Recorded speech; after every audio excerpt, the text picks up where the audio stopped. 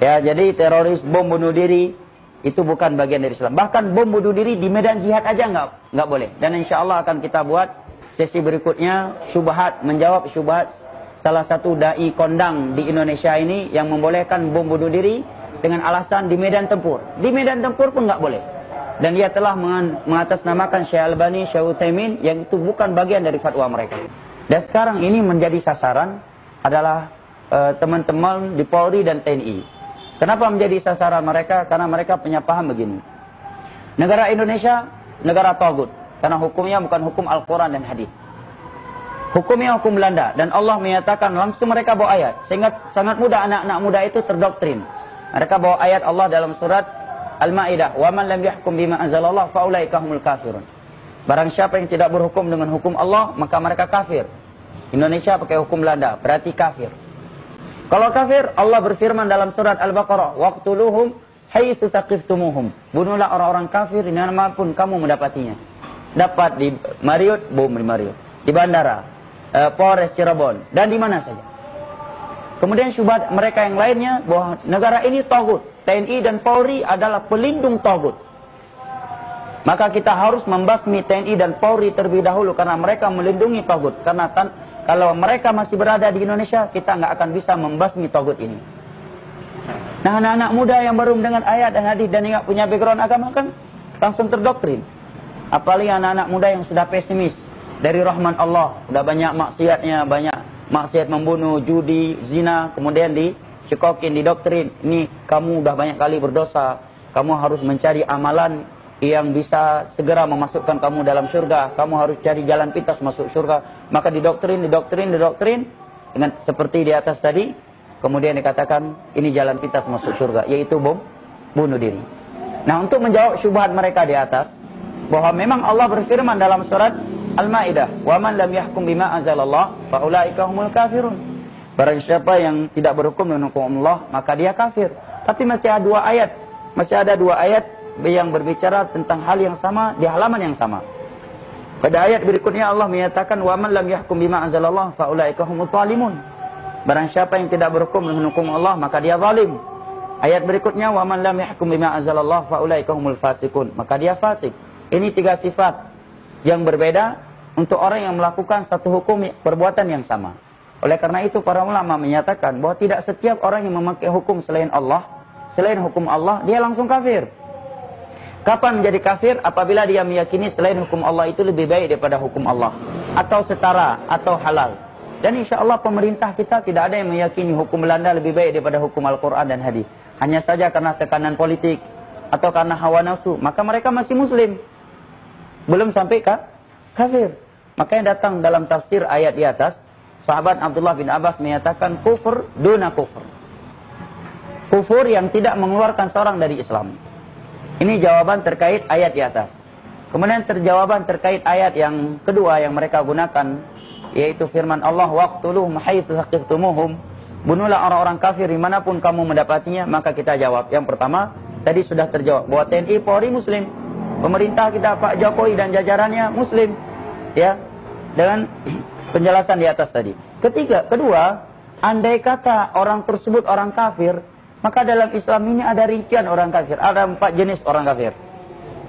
Yang pertama kafir muahad. Kafir yang sudah ada perjanjian antara kita dengan mereka untuk hidup damai, untuk genjatan senjata. Ini nggak boleh diambil hartanya, tidak boleh direndahkan kehormatannya, dan tidak boleh ditumpahkan darahnya. Bahkan Nabi bersabda, man qatala muahadan lam yajid arfal jannah wa inna rihaha latujadu masirata 40 ama. Barang siapa yang membunuh kafir muahad, dia nggak akan mencium bau surga. Dan bau surga dapat dicium semenjak perjalanan 40 tahun. Ini hadis riwayat Imam Bukhari dari Abdullah bin Umar. Yang kedua kafir musta'min. Kafir yang masuk ke negeri kita kaum muslimin karena ada jaminan keamanan dari penguasa atau dari oknum muslim.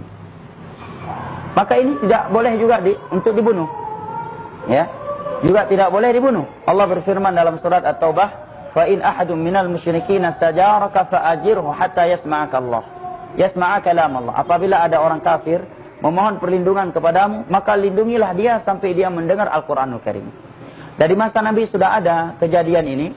Seorang wanita yang bernama Ummu Hani dalam riwayat Imam Muslim. Beliau memberi jaminan kepada orang kafir Mekah masuk ke Madinah. Maka para sahabat melihat kafir Mekah ini masuk Madinah, ingin membunuhnya, ingin balas dendam. Kan lumrah. Karena dulunya dia menyiksa para sahabat, merampas harta para sahabat. Sekarang nongol di tengah-tengah para sahabat Nabi di Madinah, di tengah-tengah kaum muslimin.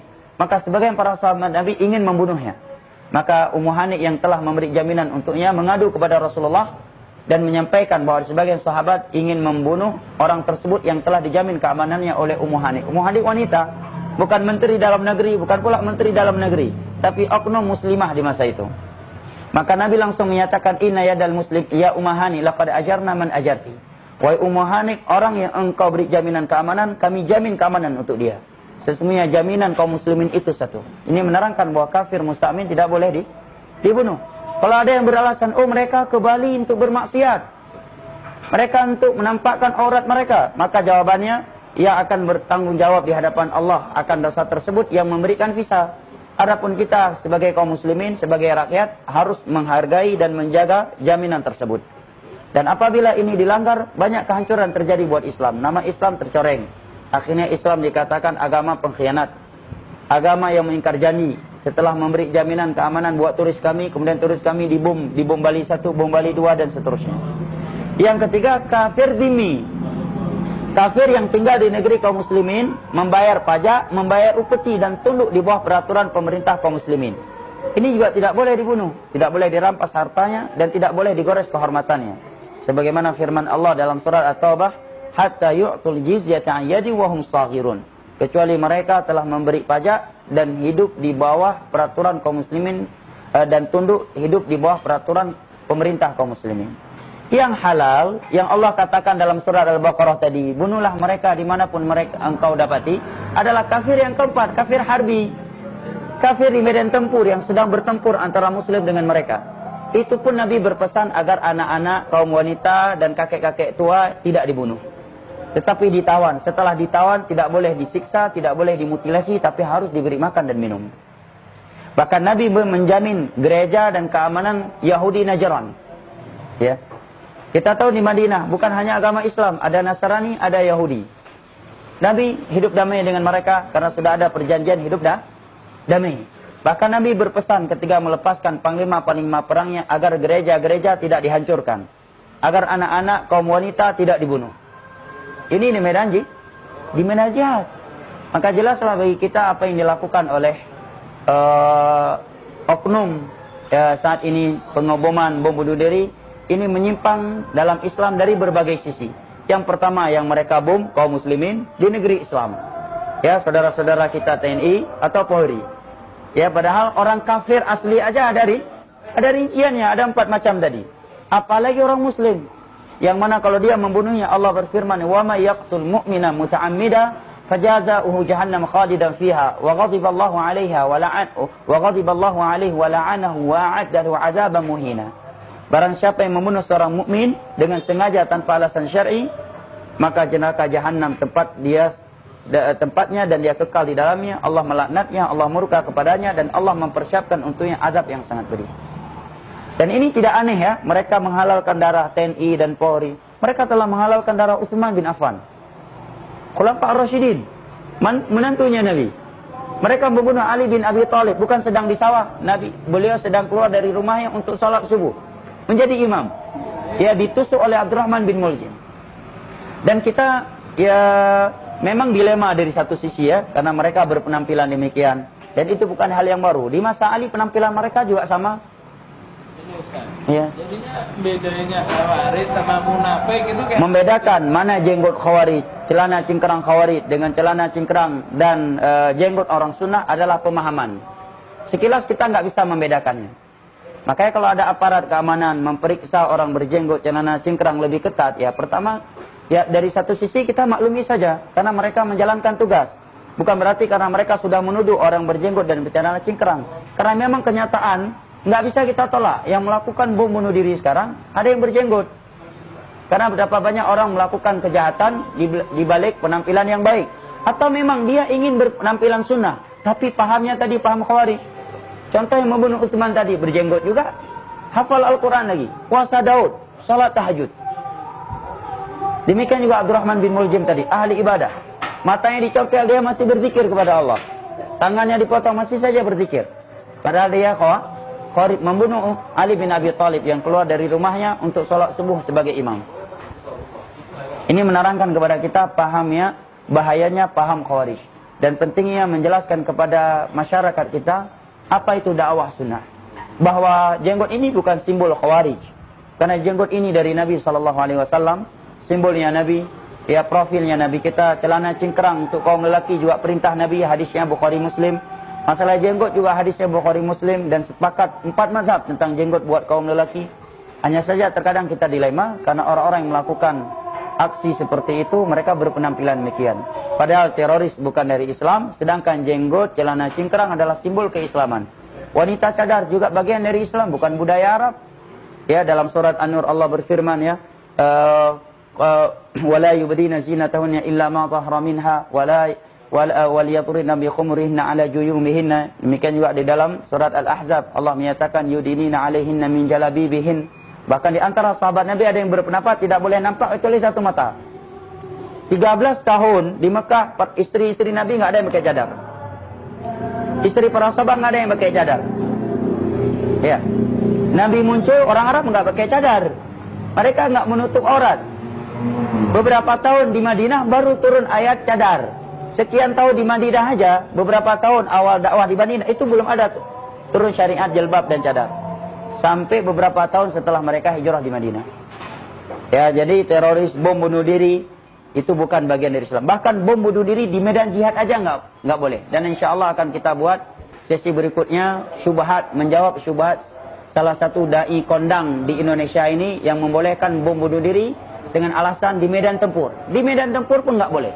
Dan dia telah mengatasnamakan Syekh Albani, Syekh Utsaimin yang itu bukan bagian dari fatwa mereka. Wallahu a'lam bishawab. Silakan.